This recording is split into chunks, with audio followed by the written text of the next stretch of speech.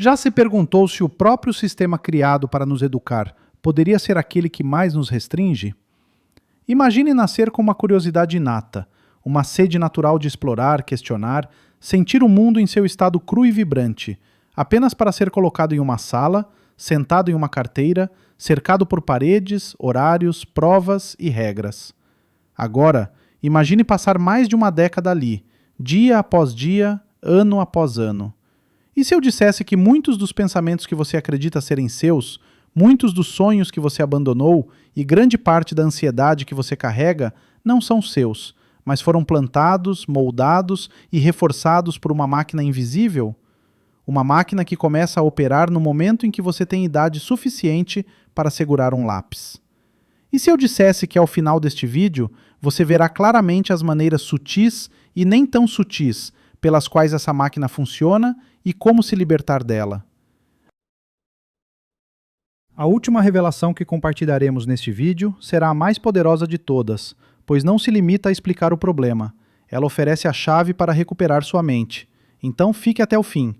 Mas antes de nos aprofundarmos, se você é alguém apaixonado por psicologia, filosofia e por decifrar as camadas ocultas do comportamento humano, inscreva-se neste canal, curta este vídeo e compartilhe suas ideias nos comentários. Como foi a escola para você? Despertou seu potencial ou o suprimiu? Sua história é importante e pode inspirar outra pessoa que tem questionado silenciosamente as mesmas coisas. Vamos iniciar esta jornada fazendo uma pergunta dolorosa, mas necessária. Qual é o verdadeiro propósito da escola? Na superfície, nos dizem que é sobre educação, sobre nos preparar para a vida. Mas, como Arthur Schopenhauer, o filósofo alemão do século XIX, uma vez observou, as maiores conquistas da mente humana são frequentemente aquelas que ela realiza apesar e não por causa da educação institucional. Schopenhauer via as escolas como lugares de conformidade, não de libertação. Ele argumentava que o verdadeiro conhecimento vem da reflexão, do sofrimento, do confronto direto com a vida e não da memorização de fatos sem vida para provas que esquecemos em uma semana. Ele também não era gentil com a educação formal. Para ele, a escolarização era uma fábrica de mediocridade. A educação estatal, escreveu, torna o indivíduo supérfluo. Ela busca não o excepcional, mas a média. E aqui reside uma das primeiras feridas que a escola nos inflige desde a infância. Ela nos ensina a temer nos destacar, a nos encolher na mesmice, a valorizar a obediência em detrimento da originalidade, a perseguir estrelas douradas e notas em vez da verdade. Desde o momento em que uma criança entra no sistema, ela é ensinada a levantar a mão para falar, a pedir permissão para ir ao banheiro, a sentar por horas a fio, independentemente de como seu corpo ou mente se sente. Isso não é educação, é condicionamento. O objetivo não é nutrir o indivíduo, mas moldar um trabalhador complacente, um consumidor previsível, um cidadão quieto. Pense nisso. Quando foi a última vez que a escola ensinou você a se conhecer profundamente, a entender suas emoções, a confiar em sua intuição? Em vez disso, fomos treinados a buscar respostas externamente, a duvidar de nossa voz interior, a comparar, competir e nos conformar. E isso vai mais fundo do que pensamos. Quando as crianças expressam curiosidade ou criatividade que não se encaixam no currículo, elas são frequentemente rotuladas como disruptivas. Uma criança que questiona demais é vista como um problema. Mas, como Schopenhauer advertiu, o talento atinge um alvo que ninguém mais pode atingir. O gênio atinge um alvo que ninguém mais pode ver. No entanto, as escolas frequentemente punem as mentes que veem o que as outras não conseguem. Elas sufocam o visionário para proteger o padrão. E o dano não é apenas intelectual, é emocional. Quantos de nós carregam um sentimento sutil e persistente de inadequação por causa das notas que recebemos na escola? Quantos ainda temem falar porque um professor nos ridicularizou na frente da turma? Quantos pararam de pintar, escrever, cantar ou sonhar porque alguém nos disse que não éramos bons o suficiente? A escola nos ensina a atrelar nossa autoestima ao desempenho, à validação externa. E quando essa validação não vem, começamos a encolher por dentro. Isso não é por acaso. Friedrich Nietzsche acreditava que os sistemas de controle sobrevivem fabricando fraqueza. Ele argumentou que a sociedade, incluindo seus sistemas educacionais, frequentemente busca domar a selvageria do espírito humano para moldar indivíduos em algo previsível e gerenciável. A escola, nessa visão, torna-se um campo de treinamento para a obediência, não para a excelência. E essa obediência frequentemente se estende além da sala de aula. Uma vez condicionados, continuamos a buscar a aprovação de chefes, instituições e até mesmo curtidas nas redes sociais. Raramente questionamos o próprio sistema, tornamo-nos excelentes em desempenhar papéis, mas ineficazes em saber quem realmente somos por baixo da máscara. Mas aqui está uma pergunta mais profunda. E se a própria ansiedade, o esgotamento e a confusão existencial que tantos adultos sentem hoje não forem uma falha do indivíduo, mas um sintoma de uma infância passada e um sistema que nunca nos ensinou como pensar, apenas o que pensar? É por isso que tanto Nietzsche quanto Schopenhauer frequentemente destacavam a importância da solidão, da autorreflexão e do sofrimento como caminhos essenciais para o conhecimento verdadeiro. Ambos acreditavam que somente ao nos desvencilharmos do pensamento coletivo seria possível alcançar uma liberdade genuína. Nietzsche, particularmente, advogava pela noção do Übermensch, o indivíduo que se supera, que estabelece seus próprios valores, rompe suas amarras e se recusa a ser moldado por sistemas que o diminuem. Mas como podemos alcançar isso? Como desfazemos anos, por vezes décadas, de condicionamento? Como ousamos questionar o inquestionável? E, acima de tudo, como recuperamos o domínio sobre nossas mentes, não apenas intelectualmente, mas também espiritual, emocional e existencialmente? Na próxima etapa, vamos explorar como o sistema escolar foi concebido, não de forma aleatória ou neutra, mas como uma resposta às demandas da era industrial, período em que os seres humanos eram vistos mais como engrenagens do que como seres conscientes. Você perceberá como as raízes históricas ainda hoje moldam o ensino moderno, e porque compreender essa origem é o primeiro passo para se libertar dela. Começaremos também a desvendar o que constitui uma educação autêntica, segundo filósofos, psicólogos e místicos que ousaram pensar de forma diferente. Mas antes, reflita: que parte de você foi deixada para trás na escola? E já não é hora de retornar e resgatá-la? Compartilhe seus pensamentos nos comentários, e quando estiver pronto, eu o levarei mais fundo. Imagine por um instante que você não é uma pessoa, mas um produto.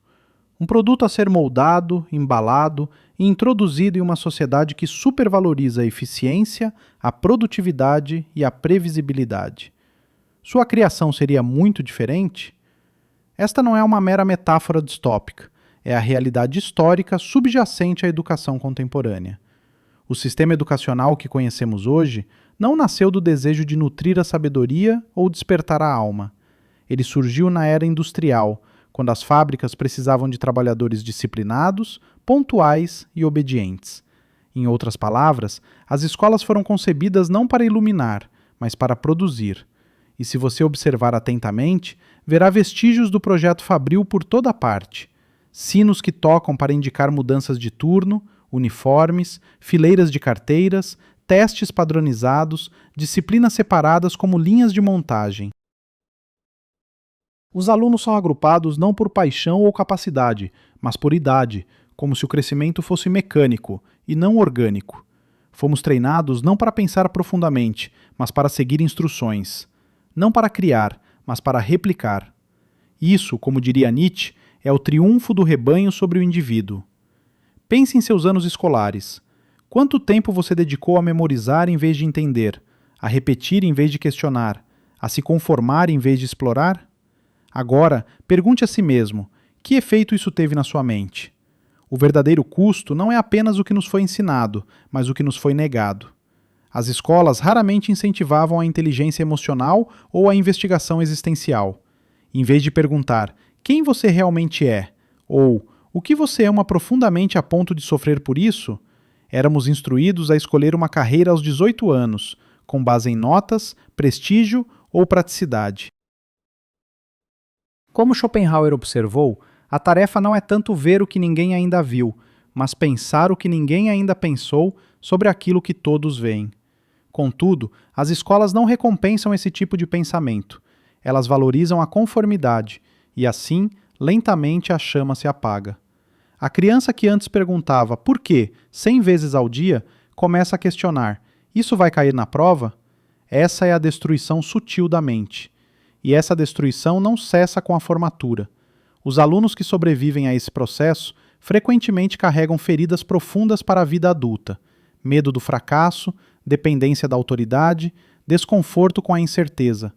Podem ser bem-sucedidos em suas profissões, mas sentem-se espiritualmente vazios. Podem perseguir metas incansavelmente, mas se perguntam por que nunca se sentem realizados. Por quê? Porque o sistema nunca os ensinou a viver, apenas os ensinou a funcionar. Nietzsche chamava isso de morte da autenticidade.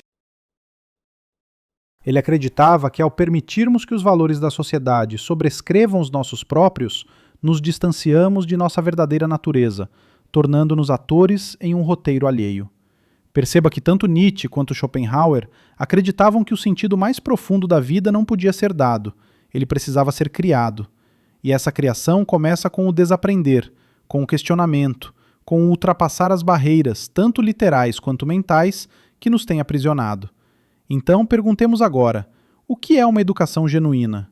Não é a mera memorização de fatos desconectados, nem a busca por notas altas.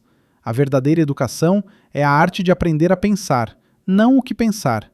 É o cultivo do mundo interior. É a coragem de explorar ideias que nos deixam desconfortáveis. E, acima de tudo, é o compromisso de nos conhecermos.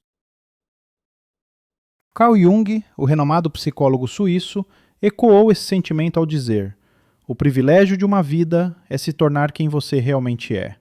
Contudo, como alguém pode se tornar quem realmente é se foi moldado a vida inteira para ser outra coisa? Na Grécia Antiga, a educação, ou paideia, não era uma instituição burocrática. Era um processo sagrado de formação da alma. Incluía filosofia, poesia, música, ética e formação física. O objetivo não era apenas formar um cidadão, mas despertar um ser humano. Educar era conduzir a alma da ignorância para a luz.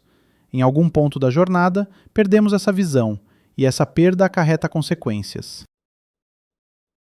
Uma pessoa que nunca questionou verdadeiramente suas crenças, que nunca se aventurou nas florestas sombrias da dúvida e da autorreflexão, é mais facilmente manipulada, amedrontada e controlada, pois carece de uma bússola interna, possuindo apenas roteiros externos. É por isso que filósofos como Inze insistiam numa espécie de rebelião espiritual, não em prol da anarquia, mas em nome de se tornar autêntico. Ele escreveu: aquele que tem um porquê para viver pode suportar quase qualquer como. No entanto, encontrar seu porquê exige mais do que a escola pode oferecer, requer uma revolução pessoal. Agora, vamos parar para refletir. Você consegue se lembrar de alguma ocasião em que sua curiosidade foi reprimida? Quando sua criatividade foi ridicularizada? Quando lhe disseram para sentar, calar a boca e seguir instruções? Quando tudo o que você queria era expressar o que estava vivo dentro de si? Esses momentos não apenas passam, eles moldam a arquitetura do nosso mundo interior. Eles nos ensinam o que é seguro e o que não é, o que é recompensado e o que é rejeitado. E lentamente internalizamos essas lições. Não seja muito barulhento, não seja muito diferente, não seja demais. Até que um dia esquecemos quem éramos antes do condicionamento começar. Mas e se pudéssemos nos lembrar? E se pudéssemos retornar ao lugar onde o fogo foi aceso pela primeira vez, antes que fosse sufocado pela rotina e pelas expectativas? Na próxima parte deste vídeo, exploraremos como iniciar esse despertar interior.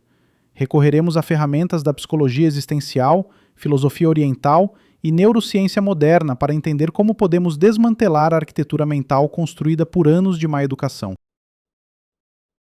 Você aprenderá por que o desconforto é essencial para o crescimento, como a solidão pode se tornar seu maior professor e por que, como acreditava a natureza, o sofrimento não é uma maldição, mas uma porta para a força. Mas antes de prosseguir, quero lhe fazer uma pergunta. Se você nunca fosse avaliado, nunca comparado, nunca instruído sobre quem deveria ser, quem você se tornaria? Deixe sua resposta nos comentários. E se você já sentiu que a escola o ensinou a ser tudo, menos você mesmo, saiba que não está sozinho. A jornada para recuperar sua mente já começou. Comecemos com uma verdade radical, mas libertadora. A dor que você carrega da escola não é uma falha pessoal. É o resultado de um sistema projetado para moldá-lo, não para empoderá-lo. Mas há boas notícias. O que foi construído em você pode ser desmantelado, e o que foi enterrado pode ser lembrado. Para iniciar esse processo, precisamos confrontar um dos maiores mitos impostos a nós por anos de educação institucional: a ideia de que o desconforto é algo a ser evitado. Desde a infância, somos treinados para buscar a certeza, apegar-nos a respostas familiares e evitar o fracasso a todo custo. Erros são penalizados, perguntas sem respostas rápidas são descartadas. Aprendemos a temer o desconhecido. Mas a natureza via as coisas de forma diferente. Para ele, o desconforto de questionar, de duvidar, de sofrer, não era uma falha, era o caminho. Ele famosamente escreveu: "É preciso ter caos dentro de si para dar à luz uma estrela dançante." Esse caos, a confusão, o conflito interno, as perguntas ardentes sem respostas claras, não é um sinal de fraqueza, é a matéria-prima da transformação. No entanto, a escola nos ensina o oposto. Ela nos ensina que o conhecimento é organizado, linear e final. Mas o conhecimento real, aquele que sacode a alma e a desperta, é frequentemente desorganizado, cíclico e inacabado. É por isso que tantas pessoas saem da escola com diplomas, mas se sentem perdidas. Porque a verdadeira educação, a autoeducação, não pode ser dada. Ela deve ser conquistada na solitude, na reflexão e na indagação corajosa. Carl Jung, em sua exploração da mente inconsciente, descobriu que as partes de nós mesmos que somos instruídos a reprimir, nossa selvageria, nossas emoções, nossa individualidade, não desaparecem. Elas afundam na sombra e de lá esperam. E muitas vezes esperam em silêncio por décadas. Ele chamou essa sombra de o aspecto inconsciente da personalidade que o ego não reconhece em si mesmo, e frequentemente nasce na infância, especialmente em sistemas como a escola, que recompensam apenas certos comportamentos e punem outros. Então, o que acontece quando vivemos de acordo com essas repressões? Quando seguimos regras que nunca tiveram a intenção de nos proteger, mas sim de nos controlar? Tornamo-nos estranhos para nós mesmos. Agimos, mas não sentimos. Atuamos, mas não vivemos. Esquecemos a voz que um dia nos sussurrava sobre sonhos e paixões que nada tinham a ver com exames ou títulos profissionais. Para nos curarmos disso, Jung insistiu: devemos confrontar a sombra. Devemos trazer à luz as partes de nós mesmos que fomos ensinados a esconder: a raiva, a saudade, o desejo de quebrar as regras e seguir algo mais profundo. Mas fazer isso exige coragem, pois uma vez que você começa a desaprender o que a escola lhe ensinou, o mundo pode parecer muito diferente. Você pode se dar conta de que nunca foi feito para ficar em silêncio por 8 horas diárias, que seu valor não se mede por uma média de notas escolares, que sua inteligência talvez não seja lógica ou matemática, mas sim emocional, intuitiva, criativa ou espiritual. E aqui reside a parte libertadora. Assim que você resgata essa verdade, nenhuma instituição, diploma ou autoridade poderá retirá-la de você novamente. Então, como começamos? Primeiro, abraçando a solidão. Esta era uma prática central tanto para Schopenhauer quanto para Nietzsche. Para eles, solidão não significava isolamento, era libertação. Era o espaço sagrado onde se podia ouvir novamente os próprios pensamentos, sem o ruído das expectativas. Schopenhauer frequentemente caminhava por horas a sós, permitindo que o tumulto do mundo se acalmasse. Nietzsche também acreditava que a verdadeira clareza só vinha quando nos afastávamos da multidão. Aquele que não conseguir obedecer a si mesmo será comandado, ele alertou. Essa é a natureza das criaturas vivas. Obedecer a si mesmo significa conhecer-se. E para se conhecer, às vezes é preciso se afastar de tudo o que lhe foi ensinado. Segundo, engaje-se no que Viktor Frankl, um sobrevivente do Holocausto e psiquiatra, chamou de logoterapia, a busca por significado. Frankl descobriu que mesmo nas condições mais sombrias imagináveis, os seres humanos podiam sobreviver se tivessem um motivo para viver. E essa razão, seu porquê, não é encontrada em livros didáticos. Ela é achada em seu sofrimento, suas perguntas, seus anseios mais profundos. Ela é forjada não na sala de aula, mas no fogo da própria vida. Agora pergunte a si mesmo: qual foi a última vez que você se perguntou o que dá sentido à sua vida? Não apenas qual carreira seguir ou quais objetivos alcançar, mas o que o faz sentir-se vivo. A escola nunca lhe perguntou isso, mas a vida pergunta, e você precisa responder. Terceiro, precisamos restaurar a conexão romulada entre mente e corpo, intelecto e intuição. A educação moderna exalta o intelecto e ignora o corpo, o coração, a alma. Somos ensinados a viver em nossas cabeças. Mas os seres humanos não são máquinas, são seres complexos, emocionais e sensoriais. Nietzsche, com todo o seu brilho, jamais separou o pensamento do corpo. Ele via a vontade de poder não apenas como dominação, mas como vitalidade, como força vital. Ele nos incitou a viver com intensidade, a abraçar a totalidade da experiência. Não apenas ideias, mas sentimentos, instintos, desejos. Para reaver sua mente, você deve também reaver seu corpo, sua energia, seu ritmo, suas paixões. Então comece a escutar não apenas os pensamentos, mas o que move sua alma, o que lhe entusiasma, o que lhe esgota, o que você amava antes que lhe dissessem o que amar. E finalmente, você deve se permitir. Permissão para errar, para mudar de opinião, para evoluir, para abandonar um caminho que nunca foi seu, para recomeçar. Pois a mentira mais perigosa que a escola ensina é que uma vez que você fica para trás, é tarde demais. Mas, na verdade, nunca é tarde para retornar a si mesmo. Na parte final deste vídeo, vamos desvendar a percepção mais poderosa de todas, a única ideia que tanto Schopenhauer quanto Nietzsche apontaram, mas que somente você pode realizar plenamente. É a revelação de que você não só pode escapar do condicionamento, como pode se tornar alguém totalmente novo. Você pode se tornar o criador de seus próprios valores, sua própria educação, sua própria vida. Você pode escolher significado em vez de segurança, autenticidade em vez de aprovação, profundidade em vez de velocidade. Pode transformar as feridas do passado em sabedoria para o futuro. Mas para isso, resta um último passo, e é o mais difícil e o mais necessário. Então pergunte a si mesmo agora, antes de prosseguirmos: que crença ensinada na escola você ainda carrega que não lhe serve mais? E o que seria preciso para finalmente deixá-la ir?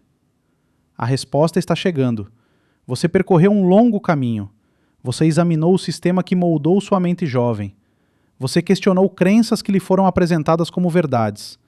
Você viu como a conformidade era recompensada e como a curiosidade, tão natural, tão vital, muitas vezes era recebida com silêncio ou desprezo. Mas agora chegamos à revelação final e mais impactante. A revelação é esta: você nunca foi feito para se encaixar no sistema. Você foi feito para superá-lo. Schopenhauer e Nietzsche ambos compreenderam algo que poucos ousam aceitar. Os sistemas, por sua natureza, não podem torná-lo completo. Eles são projetados para controlar, padronizar, limitar. Mas você não é um padrão. Você não é uma máquina. Você não foi feito para simplesmente funcionar. Você foi feito para despertar. E o despertar começa quando você não pergunta mais no que fui treinado para acreditar, mas sim o que é verdadeiro, profunda e autenticamente para mim. Nietzsche descreveu este momento como o nascimento do Übermensch, não um humano perfeito ou superior em um sentido superficial, mas uma pessoa que cria seus próprios valores, alguém que rompe com o rebanho e constrói uma vida do zero, guiado não pelas regras da sociedade, mas pelo fogo do seu próprio espírito. O Übermensch não teme destruir ilusões, ficar sozinho, sofrer significativamente, criar com alegria. Isso não é rebeldia por si só, é libertação, a libertação do eu de falsas identidades, falsos deveres e falsos sonhos. Schopenhauer também acreditava na liberdade, mas via o seu alcance apenas através de uma introspecção profunda, desapego e a disponibilidade para desvendar as ilusões do mundo. Ele encarava a vida como sofrimento, sim, mas não como desespero. Para ele, o sofrimento podia ser transmutado em sabedoria se enfrentado diretamente, sem os filtros do condicionamento social. E foi exatamente aí que a escola nos falhou mais. Ela nos ensinou a evitar a dor, em vez de a compreender. Ensinou-nos a memorizar respostas, mas não a viver as perguntas. Contudo, a partir de hoje, você começa a viver de maneira diferente. Você começa a perceber que o medo de falhar, de se expressar, de seguir o seu próprio caminho, que lhe foi incutido, nunca foi verdadeiramente seu. Ele foi emprestado, imposto, ensaiado e pode ser desaprendido. Então, e agora? Agora você se torna o seu próprio mestre. Você molda a sua própria jornada educativa, não sob a forma de credenciais, mas impulsionada pela curiosidade. Você lê o que toca a sua alma, estuda o que aprofunda a sua compreensão do mundo. Aprende diretamente da vida, da solidão, do silêncio, da beleza, da dor. Agora você se torna a sua própria autoridade. Deixa de ceder o seu valor a instituições, currículos ou aprovação. Deixa de pedir permissão para ser quem já é. Para de se diminuir para caber em espaços que nunca reconheceram a sua plenitude. E agora você escolhe o seu próprio significado. Não o herda, não o descarrega. Você o cria através da ação, da reflexão, do trabalho lento e sagrado de se tornar real. Mas isto não é fácil. Você perderá pessoas, sentir-se-á por vezes perdido, será tentado a regressar à segurança dos sistemas, ao conforto de papéis antigos, à ilusão de certeza. Mas como a natureza alertou, a cobra que não consegue mudar de pele tem de morrer. Assim também as mentes que são impedidas de mudar as suas opiniões deixam de ser mentes. Você deve se despir, despojar-se da necessidade de ser perfeito, despir-se da voz que diz que está atrasado. Despir-se da crença de que apenas a autoridade confere valor. Despir-se da vergonha de não ser o que a escola esperava de você. E, ao despir-se, você encontrará um eu mais antigo do que os sistemas, mais selvagem do que as regras, mais vivo do que as notas. Você encontrará a sua verdadeira educação. Porque aqui está a verdade final. A escola termina, mas a educação não. A educação, na sua forma mais pura, é a própria vida. É o que acontece quando você entra na incerteza com curiosidade, quando enfrenta o sofrimento de olhos abertos, quando transforma feridas em sabedoria e confusão em clareza, quando percebe que cada momento, cada falha, cada avanço, cada silêncio é a sua sala de aula. Nietzsche disse uma vez: torna-te quem tu és. Essa é a sua tarefa agora. Não de um professor, não de um sistema, mas da própria vida. E você não pode falhar, a menos que se recuse a começar. Então comece. Faça perguntas que o assustam. Leia autores que o desafiam. Entre em espaços onde ninguém aplaude, mas a sua alma canta. Deixe a sua educação ser selvagem, imprevisível e bela. Deixe-a ser sua. E acima de tudo, lembre-se, você não está partido. Nunca esteve. Estava apenas soterrado por expectativas, por condicionamentos, pelo silêncio pesado de sonhos não ditos.